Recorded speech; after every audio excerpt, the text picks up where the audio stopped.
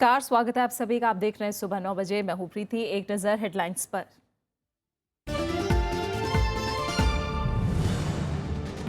जम्मू कश्मीर में महबूबा मुफ्ती चुनी गई पीडीपी विधायक दल की नेता। बीजेपी विधायक दल की बैठक आज। राज्यपाल ने दोनों दलों के अध्यक्षों की बुलाई बैठक।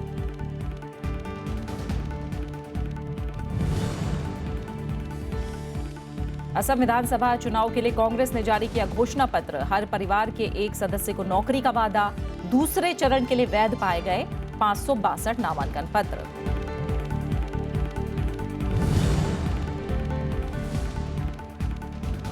पश्चिम बंगाल में विपक्षी दलों ने टीएमसी की क्रिकेट कूटनीति पर जताई आपत्ति। चुनाव आयोग से की कार्रवाई की मांग। तमिलनाडु में सीट बंटवारे को लेकर कांग्रेस डीएमके की मुलाकात आज।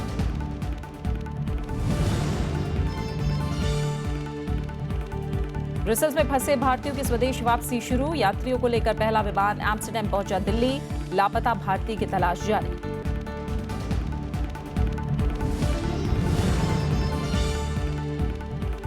टी20 विश्व कप में मोहाली में पाकिस्तान ऑस्ट्रेलिया की भिड़ंत। नागपुर में दक्षिण अफ्रीका वेस्टइंडीज के बीच मुकाबला।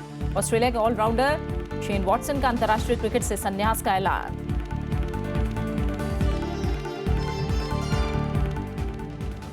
जम्मू कश्मीर में पीडीपी ने महबूबा मुफ्ती को आधिकारिक रूप से मुख्यमंत्री पद का उम्मीदवार घोषित कर दिया है। इससे करीब 2.5 महीने बाद राज्य में नई गठबंधन सरकार बनने का रास्ता साफ हो गया है। सरकार गठन को लेकर ही बीजेपी विधायक दल की आज बैठक होनी है। वहीं राज्यपाल ने आज दोनों दलों के अध्यक्षों को इस मामले पर बातचीत के लिए बुलाया है। जम्मू कश्मीर में पीडीपी ने मुख्यमंत्री के उम्मीदवार के रूप में महबूबा मुफ्ती के नाम का ऐलान कर दिया। श्रीनगर में पार्टी विधायक दल की एक महत्वपूर्ण बैठक में ये फैसला लिया गया। बैठक में पार्टी के सभी विधायकों, 2 सांसदों और अन्य वरिष्ठ नेताओं ने हिस्सा लिया। This legislature party of the PDP today unanimously elected Miss Mahbooba Mufti as the leader of the legislature party and nominated her as the candidate for the chief minister's position. Mehbooba Mufti ने विधायक दल का नेता चुने जाने के बाद खुशी जाहिर करते हुए पार्टी नेताओं का शुक्रिया अदा किया। आज आपने दोबारा फिर से मुझे लेजिस्लेचर पार्टी का लीडर चुनते हुए जो मुझ पे अपना एतबार जतलाया है उसके लिए मैं बहुत शुक्रगुजार हूँ। पिछले तकरीबन 3 महीने से जिस तरह आप जुटे रहे मेरे पीछे, महबूबा मुफ्ती की कोई ताकत नहीं है। महबूबा मुफ्ती की ताकत आप लोग हो। वरिष्ठ पीडीपी नेता नईम अख्तर ने कहा है कि सहयोगी बीजेपी के साथ परामर्श से ही सरकार बनाने की प्रक्रिया के बारे में अगले कदम उठाए जाएंगे।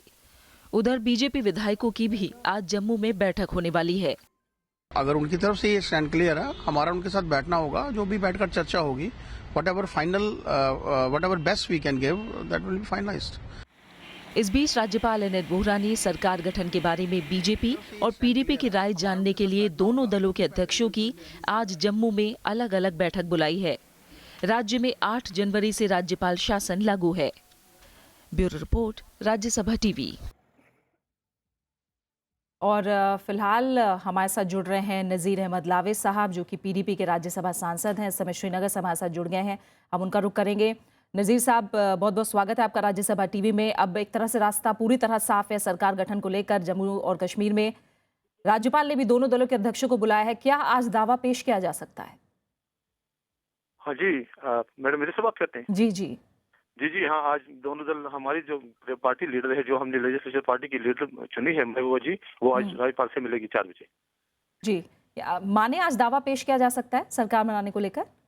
फिलहाल तो अब दोनों जो अलायंस हैं, बीजेपी और पीडीपी, इनके जो लेजिस्लेचर पार्टी के लीडर हैं वो मिलेंगे। उसके बाद आगे जो रिजल्ट होगा वो आपके सामने होगा। अब तमाम ऐसी प्रतिक्रियाएं भी आ रही हैं नज़ीर साहब। खुद उमर अब्दुल्ला भी कह रहे हैं कि 2.5 महीने बाद आखिर ऐसा क्या हो गया जो पिछले 2.5 महीने में नहीं हुआ? क्या एजेंडा सेम है? गठबंधन का जो एजेंडा था, कुछ बदलाव हुआ उसमें? देखिए, जो हमारे लीडरशिप जो अनएक्सपेक्टेडली उसकी जो यहाँ से हमें दुनिया से चले गए, मुफ्ती मोहम्मद सईद साहब, उसका सेटबैक हुआ हमारी पार्टी को भी, हमारे लीडरशिप को भी। उसमें ये थोड़ा टाइम लगा, बाकी नहीं। आगे तो एलएनएस जो है बीजेपी के साथ, वो हमारी बिल्कुल वही है जो हमारे डॉक्यूमेंट है एलएनएस के साथ, वो तो उस पर ही काम होगा। जी, शुक्रिया नज़ीर साहब, और आपको शुभकामनाएं भी, बधाई भी। जल्दी सरकार बनेगी ऐसी उम्मीद की जा रही है। बहुत बहुत शुक्रिया हमारे साथ जुड़ने के लिए और इस बातचीत के लिए। आइए आगे बढ़ते हैं। महबूबा मुफ्ती को पीडीपी विधायक दल का नेता चुने जाने के बाद जम्मू कश्मीर में सरकार गठन पर राजनीतिक दलों ने अलग अलग प्रतिक्रियाएं दी हैं। आइए सुनते हैं प्रतिक्रियाएं। महबूबा जी मुतमईन हुई। हम हैरान हैं क्योंकि लगातार 2.5 महीने से हमें बताया जा रहा है कि ये दिल्ली से कुछ हासिल करेंगे। इन्होंने शायद राजभवन से बाहर आने के बाद महबूबा जी ने आप ही लोगों से कहा कि हम CBMs लाए बिना हुकूमत नहीं बनाएंगे। आज क्या बदला? उन्हें जवाब देना होगा। मुझे आशा है कि अब घाटियों से पाकिस्तान जिंदाबाद के नारे नहीं सुनने को मिलेंगे। समूची घाटी भारत माता की जय जयकार करेगी। हिंदुस्तान मुर्दाबाद के नारे नहीं होंगे और कश्मीर विश्वविद्यालय में तिरंगा झंडा फहराएगा। चूंकि भारतीय जनता पार्टी ने समूचे देश को जिस राष्ट्र की परिभाषा दी है उसका असली इम्तिहान अब जम्मू कश्मीर में होगा। Because of this delay, 2.5 months delay, there was president rule, governor's rule, and that is not called for. If people have elected, for a popular government, then that government should run. That government should be formed as early as possible. Why this long has been, taken by all these people? Assam विधानसभा चुनाव के लिए कांग्रेस ने अपना घोषणा पत्र जारी कर दिया है। घोषणा पत्र में कांग्रेस ने खास तौर से रोजगार पर फोकस किया है और वादा किया है कि अगर राज्य में कांग्रेस की सरकार दोबारा बनती है तो परिवार के एक सदस्य को नौकरी दी जाएगी। घोषणा पत्र जारी करते हुए मुख्यमंत्री तरुण गोगोई ने कहा कि उनका लक्ष्य अगले 5 साल में राज्य में 10 लाख सरकारी और निजी नौकरियां देने का है। घोषणा पत्र में सालाना 2.5 लाख से नीचे कमाने वाले परिवार को गरीबों की श्रेणी में शामिल करने का वादा भी किया गया है। छोटे चाय किसानों के लिए विशेष पैकेज देने पर भी जोर दिया गया है। साथ ही माजुली और चार द्वीप के विकास और SC और ST के स्तर को ऊपर उठाने के लिए मदद का भी वादा शामिल है। इसके अलावा राज्य में 2 कृषि विश्वविद्यालय और बरक घाटी में गुवाहाटी हाईकोर्ट की बेंच स्थापित करने की बात भी कही गई है। वहीं बीजेपी भी आज अपना विजन डॉक्यूमेंट जारी करने वाली है। तो अभी भी हमारा मेजर प्रॉब्लम क्या है? अभी भी हमारा मेजर प्रॉब्लम अनएम्प्लॉयमेंट है। तो जॉब क्रिएशन जो बोलते हैं उसका हम सबसे ध्यान देते हैं।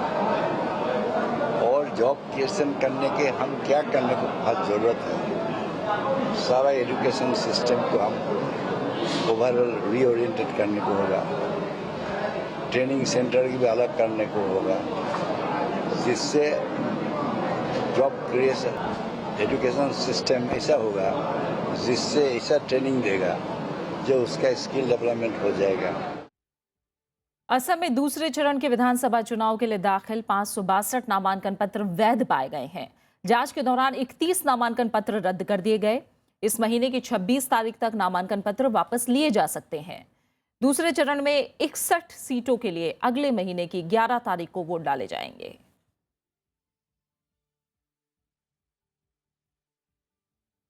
पश्चिम बंगाल में विपक्षी दलों ने तृणमूल कांग्रेस के अध्यक्ष ममता बनर्जी की क्रिकेट कूटनीति पर आपत्ति जताई है। वाम मोर्चा ने इसे आदर्श चुनाव आचार संहिता का उल्लंघन बताते हुए राज्य के मुख्य चुनाव अधिकारी को ज्ञापन देकर ममता बनर्जी पर कार्रवाई की मांग की है। वाम मोर्चा ने अपनी शिकायत में कहा है कि ममता बनर्जी ने हाल ही में कोलकाता की ईडन गार्डन में वर्ल्ड कप 2020 मुकाबले के दौरान एक जाने माने फिल्म स्टार के साथ दर्शकों को संबोधित करके विधानसभा चुनाव में लाभ लेने की कोशिश की। इस बीच मतदान पूर्व हिंसा में तृणमूल कांग्रेस के एक स्थानीय नेता की मौत हो गई, जबकि एक व्यक्ति गंभीर रूप से जख्मी हो गया।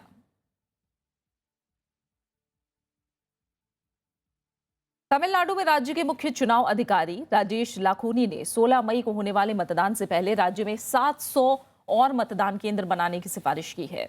उन्होंने बताया कि गड़बड़ी की आशंका वाले मतदान केंद्रों पर तैनाती के लिए 7,500 माइक्रो ऑब्जर्वरों का एक पैनल बनाया गया है।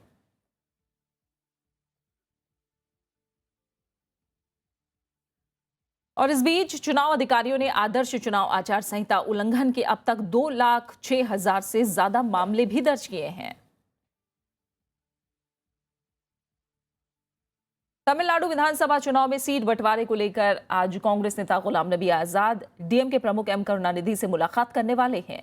डीएमके नेता एम के स्टालिन ने बताया है कि सीट बंटवारे पर एम करुणानिधि और गुलाम नबी आजाद के बीच होने वाली बैठक में फैसला होने की उम्मीद है।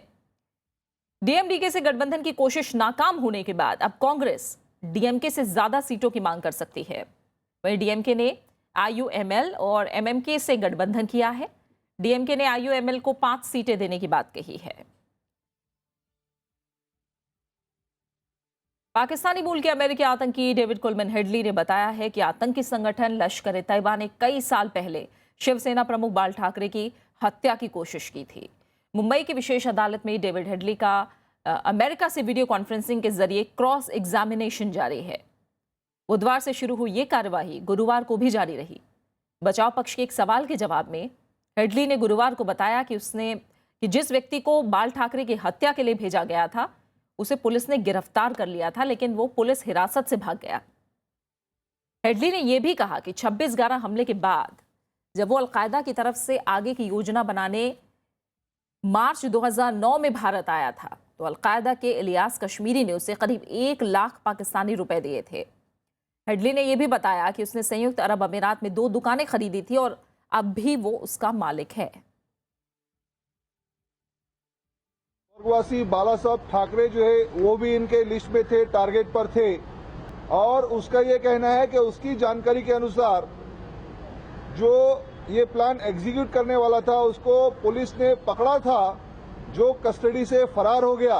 पुलिस ने ये बात छुपा के क्यों रखी?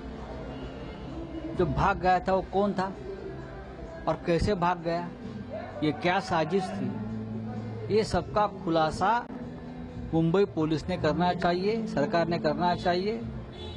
उस वक्त के पुलिस कमिश्नर कौन थे, उनसे पूछताछ होनी चाहिए। हैदराबाद विश्वविद्यालय में तनाव जारी है। छात्रों ने आरोप लगाया है कि कैंपस में इमरजेंसी जैसे हालात हैं। विश्वविद्यालय प्रशासन ने इन आरोपों से इनकार किया है। छात्र रोहित वेमुला मामले में वीसी को हटाने की मांग की जा रही है।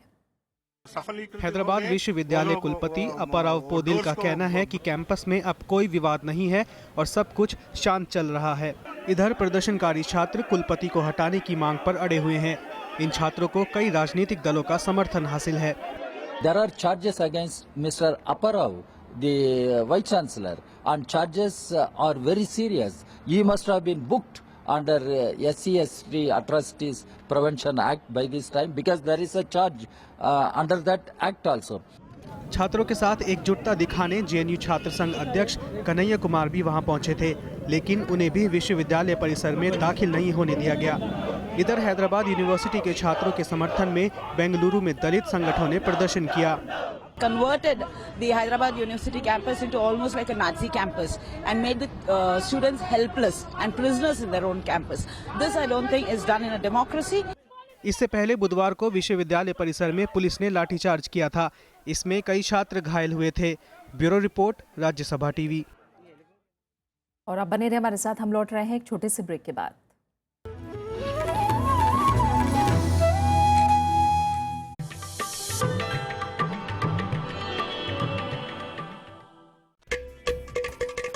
घटम प्राचीन दक्षिण भारतीय ताल वाद्य जब बजता है तो सृष्टि के 5 तत्वों धरा, जल, वायु, अग्नि और आकाश के स्वर को इसकी धुन में किया जा सकता है महसूस। घटम पर उंगलियों और हथेली के थाप से उत्पन्न हुई स्वर तरंग पैदा करती है अद्भुत ताल।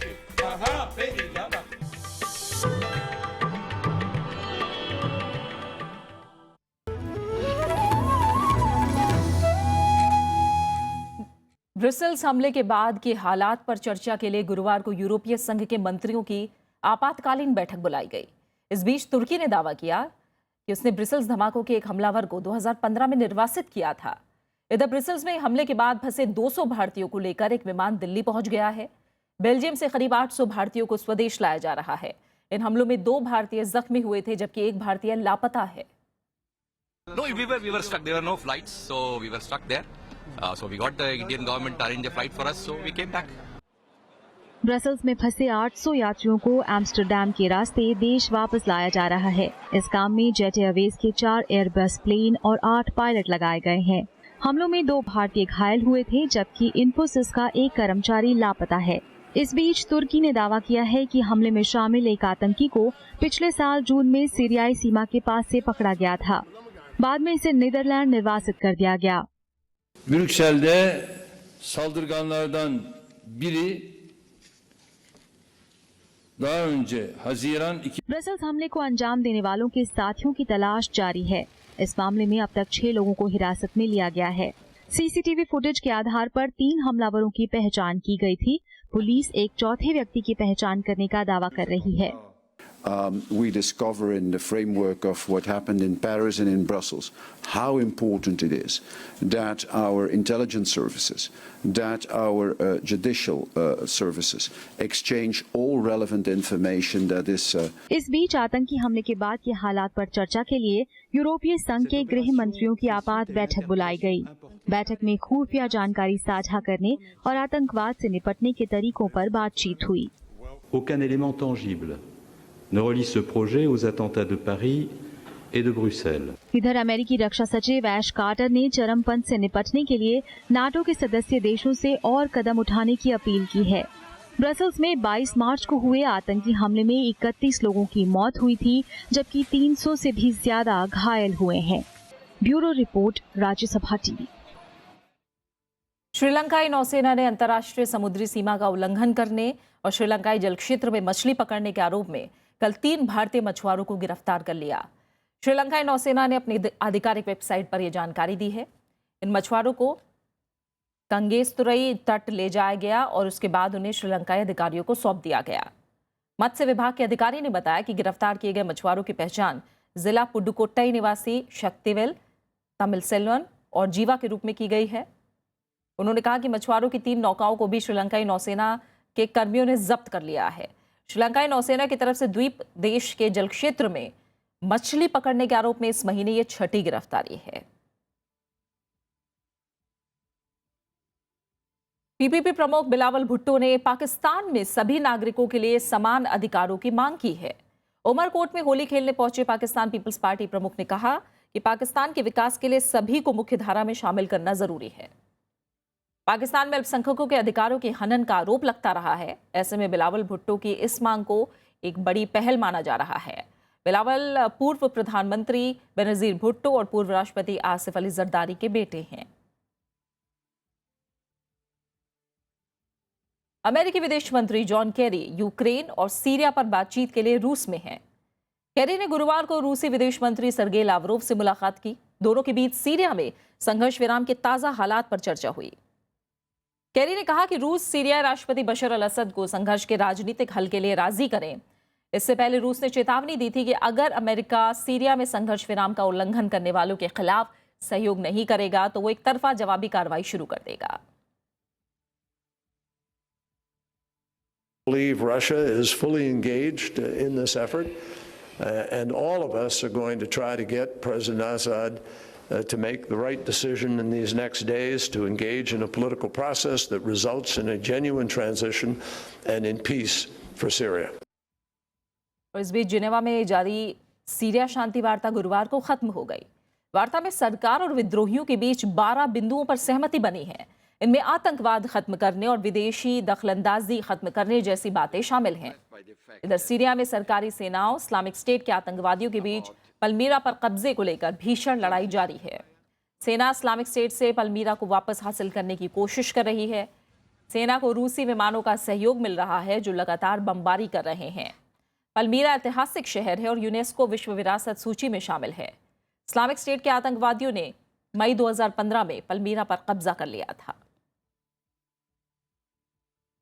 I was quite impressed by the fact that both sides behaved very seriously. You must have seen them when they came to for being interviewed, very professionally. Isa Masih के बलिदान को याद करने के मकसद से दुनिया भर में आज गुड फ्राइडे मनाया जा रहा है।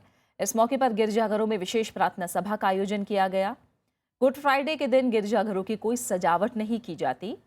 दरअसल जिस दिन ईसा मसीह को क्रॉस पर चढ़ाया गया और उन्होंने अपने प्राण त्यागे वो दिन शुक्रवार था और इसी वजह से इस दिन को गुड फ्राइडे कहते हैं। यीशु ने ईश्वरीय प्रेम से सराबोर होकर मानवीय शरीर का खुशी खुशी बलिदान किया था। दरअसल ईसा मसीह संसार को दुखों से मुक्ति दिलाना चाहते थे, इसलिए उन्होंने खुद के लिए दुख स्वीकार किया।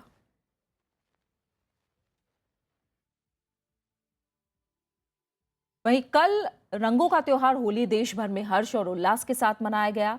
इस दौरान लोगों ने एक दूसरे को रंगों से सराबोर किया और अबीर गुलाल लगाकर एक दूसरे को गले लगाकर होली की बधाइयां दी। होली पर कई लोगों ने पूजा अर्चना के लिए मंदिरों का भी रुख किया। और एक साथ तस्वीरें आप देख पा रहे हैं गोरखपुर, मुंबई और आगरा की, जहां होली के जोश में लोग नजर आए और एक दूसरे को रंगों से सराबोर किया। और देश भर में कल होली का त्योहार धूमधाम से मनाया गया। होली का खुमार कल राजनीतिक हलकों में भी छाया रहा। पारंपरिक संगीत की धुनों पर स्थानीय कलाकारों की ओर से बजाए जा रहे ढोल नगाड़ों के बीच बीजेपी अध्यक्ष अमित शाह ने भी पार्टी कार्यकर्ताओं के साथ होली खेली और लोगों को बधाई दी।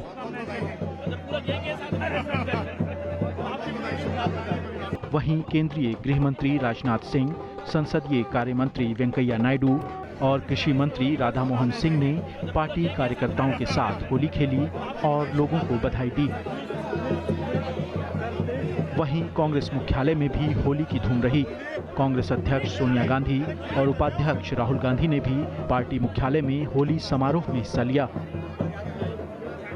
दिल्ली के मुख्यमंत्री अरविंद केजरीवाल और उप मुख्यमंत्री मनीष सिसोदिया भी होली के रंग में डूबे नजर आए। एक कुएं में 4 कबूतर, चारों मांगे नून, एक कुएं में निक्कर की इंटॉलरेंस को ढकी रखे पतलून, जगीरा सारा। तो बिहार के मुख्यमंत्री नीतीश कुमार और आरजेडी प्रमुख लालू प्रसाद यादव ने भी होली का जमकर लुत्फ उठाया। क्या बड़े क्या बूढ़े, सभी एक दूसरे को रंग गुलाल लगाते नजर आए। खास बात ये रही कि इस बार इको फ्रेंडली रंगों का ज्यादा इस्तेमाल किया गया। Bureau report, Rajya Sabha TV. सेना और अर्धसैनिक बलों के जवानों ने भी कल जमकर होली खेली। सरहदों पर तैनात इन जवानों ने अपने साथियों और स्थानीय लोगों के साथ होली मनाई। बात जोश जवानों और मस्तानों की चले और हमारी सेना के जवानों का नाम ना आए, ऐसा हो ही नहीं सकता। घरों से दूर, अपनों से अलग, लेकिन होली के रंग में जवान भी पूरी तरह से सरोबार नजर आए। माटी का गीत भी सुबह पर आया।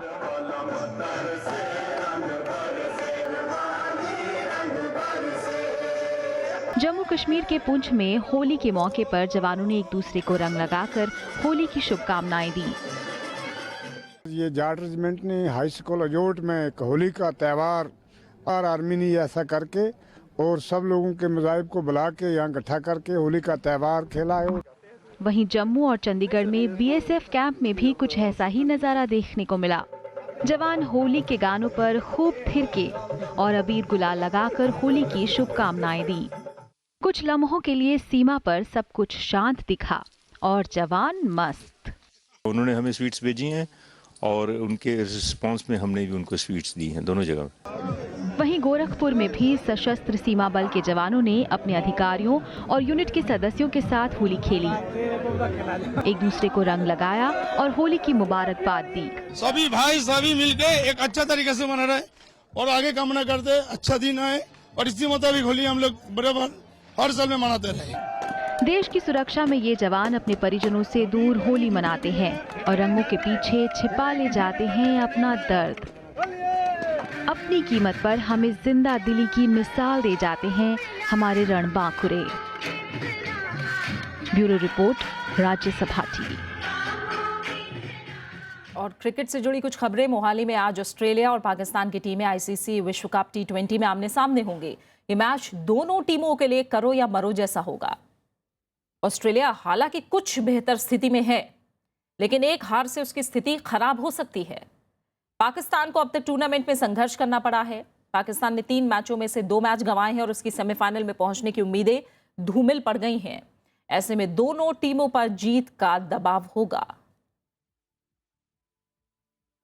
और द T20 विश्व कप एक दूसरे मुकाबले में वेस्टइंडीज और दक्षिण अफ्रीका की टीम ने आमने सामने होंगी। ये मैच नागपुर में खेला जाएगा। वेस्टइंडीज की टीम आज T20 विश्व कप में दक्षिण अफ्रीका के खिलाफ जीत दर्ज करके सेमीफाइनल में जगह पक्की करना चाहेगी। वेस्टइंडीज अपने शुरुआती दोनों मुकाबले जीते हैं और इस मैच को जीतकर वो ग्रुप 1 में शीर्ष पर पहुंचना चाहेगा। वहीं दक्षिण अफ्रीका के लिए सेमीफाइनल में पहुंचने की राह आसान नहीं है। इंग्लैंड के खिलाफ हारने और फिर अफगानिस्तान पर जीत दर्ज करने के बाद दक्षिण अफ्रीका को 2 पूर्व T20 विश्व कप चैंपियनों से भिड़ना है। ऑस्ट्रेलिया के ऑलराउंडर शेन वॉटसन ने अंतर्राष्ट्रीय क्रिकेट से संन्यास लेने का ऐलान किया है। मौजूदा ICC T20 वर्ल्ड कप उनका आखिरी टूर्नामेंट होगा। वो 2020 क्रिकेट विश्व कप के बाद क्रिकेट के सभी प्रारूपों को अलविदा कह देंगे। वॉटसन 2020 विश्व रैंकिंग में शीर्ष बल्लेबाज और ऑलराउंडर भी रह चुके हैं। उन्होंने 190 एक दिवसीय मैचों में 40.54 की औसत से 5,757 रन बनाए हैं। हालांकि वॉटसन घरेलू क्रिकेट खेलना जारी रखेंगे। बिग बैश लीग समेत दूसरे T20 लीग में खेलते रहेंगे। वॉटसन ने पिछले साल इंग्लैंड में खेली गई एशिया सीरीज के बाद टेस्ट क्रिकेट से संन्यास ले लिया था और सितंबर के बाद से उन्होंने एक भी एक दिवसीय मैच नहीं खेला है।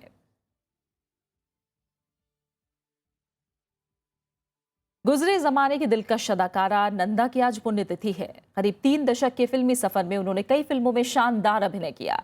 नंदा को अभिनय विरासत में मिला और उन्होंने उस विरासत को बखूबी संभाला भी। आइए देखते हैं नंदा के फिल्मी सफर को कुछ खास झलकियों के जरिए। लिखा है तेरी आंखों में किसका अफसाना, लिखा है तेरी आंखों में किसका अफसाना। अगर इसे समझ सको मुझे भी समझाना। गुलाबी आंखें जो तेरी देखी शराबी ये दिल हो गया।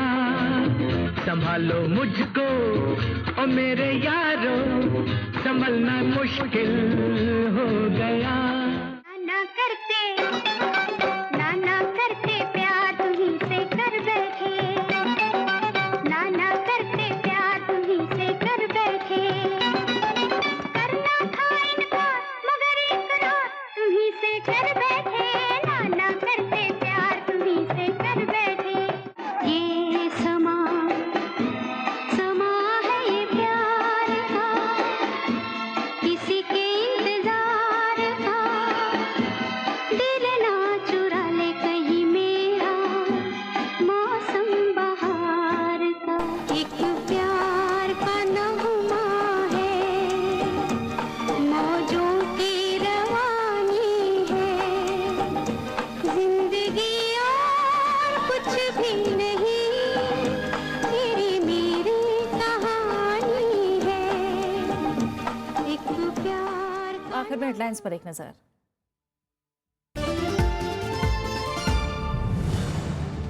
जम्मू कश्मीर में महबूबा मुफ्ती चुनी गई PDP विधायक दल के नेता। बीजेपी विधायक दल की बैठक आज। राज्यपाल ने दोनों दलों के अध्यक्षों की बुलाई बैठक।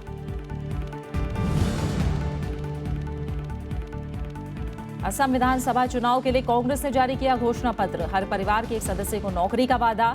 दूसरे चरण के लिए वैध पाए गए 562 नामांकन पत्र।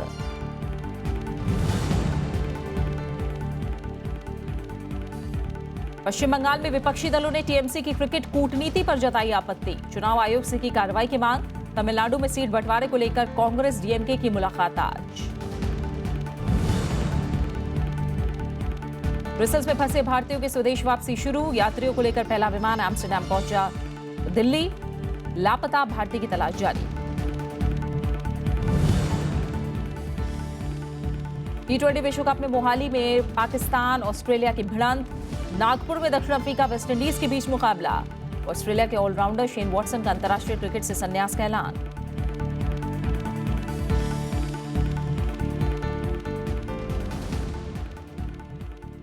फिलहाल इस बुलेटिन में इतना ही। आगे देखिए हमारे खास डॉक्यूमेंट्री बाजार।